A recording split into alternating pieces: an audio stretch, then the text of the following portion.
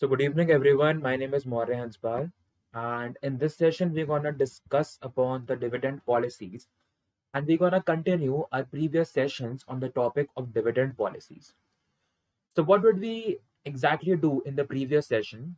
So in the previous session, I briefed you about what exactly is the dividend and how is dividend so important from the company's point of view and also from the shareholders' point of view.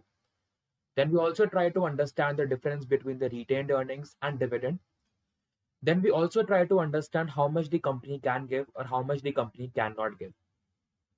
Also, we also try to discuss about it is not always good to always give the dividend as a full 100% to the kind of shareholders to the company. Whereas we also talked about a scenario like where the company was retaining the whole amount of profit and was giving the zero payout ratio. And we also try to understand an instance where the company was giving an appropriate ratio of both the retained earnings as well as the dividend. So all these three contexts we tried to identify, and also we tried to identify the advantages and disadvantages of all these. And then we also talked about the stable dividend policy. Like there are a large number of companies, mainly the PSUs or the public sector units or the government companies that offer dividend. And a large number of people are investing into those companies for the purpose of dividend only. Because the past history has shown that apart from the State Bank of India, large number of public sector companies, be it BPCL, be it HPCL, NTPC, MMTC, so all these companies have not given a good capital appreciation, but these companies have given sufficient dividend to satisfy the shareholders' appetite. Okay, so these things have happened in the past. And after that, we talked about the most important, like one of the most important theories in finance, and that is the pecking order theory. That is, if a company wants to raise funds, the first source that the company would be using would be the internal accruals or the retained earnings.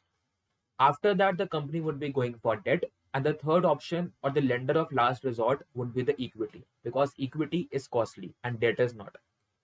Because in debt, you get the tax deductibility of interest payments and the management is more disciplined, provided your return on equity is more than the cost of debt, or the cost of equity is more than the cost of debt, keeping the EBIT constant.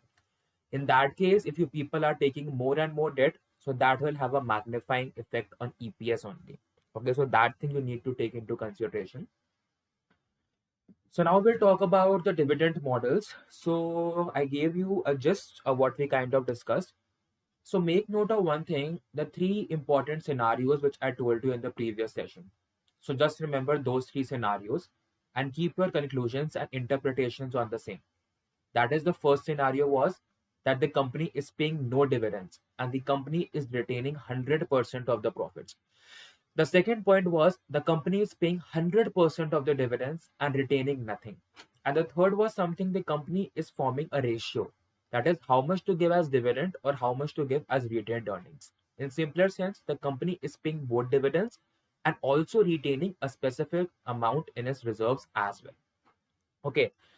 So in the today's session, we'll talk about the first model. And the first model we're going to talk about today is the Walters model.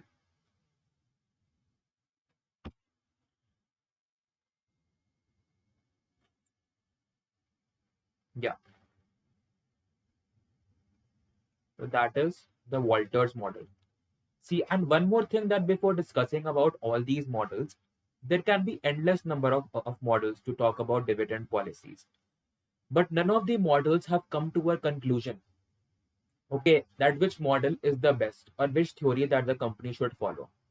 But all one aim that all the companies keep in mind, that the dividend policy must be taken into consideration, and the ultimate goal must be to maximize the market share of the company or the current market price of a company. That's it. So talking about the Walters model. So when we talk about the Walters model, so first I would write down the formula or the equation of the Walter model. Okay. And then I would explain you the derivation of the kind of equation and also about the certain assumptions of the Walter model. So Walter model में क्या होता है? It told you that how to calculate the current market price of the share or the market price of a share. So he gave a formula. He said that you have to discount your dividend, your D is dividend, by the cost of equity, plus we have this R by KE. R is the return on investments. That is, the company might be going for certain investments, and that gonna give the company a return in future. Your KE is the cost of equity. This is E is your EPS. D is the dividend payout ratio or DPS, and this whole would be divided by KE or the cost of equity. So this is basically your dividend wala part, that how much dividend the company is paying out of the earnings of the company or out of the EPS of the company. Okay. This R is the rate of interest on investment that the company might be doing, and the company might be expecting a certain return on that investment. Your KE is the cost of equity, E is the EPS, and D is the DPS, that is the dividend payout ratio. So we can say that this part of the equation, it represents the discounting of the dividend, and this part of the equation, it represents the discounting of the retained earnings, because this part is the retained earnings, because out of the total earnings we have paid the dividend. So the bacha hua paisa hai, that is the retained earnings, and ultimately that retained earnings are invested into your investments for expansion projects, for diversification projects, and from there you get a rate of return, and that is your R. So this part of the equation, we can say you are discounting your dividends, and in this part of the equation you are discounting your retained earnings. So basically, like Mr. Walter, like he was a person at that time, so he told that you can calculate the market price of the share as the present value of the dividends plus the present value of the retained earnings. Okay, calculating the present value of the dividends and adding to it the present value of the retained earnings would give you the current market price of the share, as what he told you. Okay, now we'll do like one numerical on this as well, so not to worry, but like before going further, we'll try to understand like some of the assumptions of the Walter model. Okay, so the best assumption of the Walter model was, or the most well-known assumption of the Walter model is, he talks about the rate of interest and the cost of equity. Like he compares both of them. And this person says if the rate of interest on investments is greater than the cost of equity, then the firm should follow a 0% payout ratio. Matlab, the firm should retain 100% should be the retained earnings.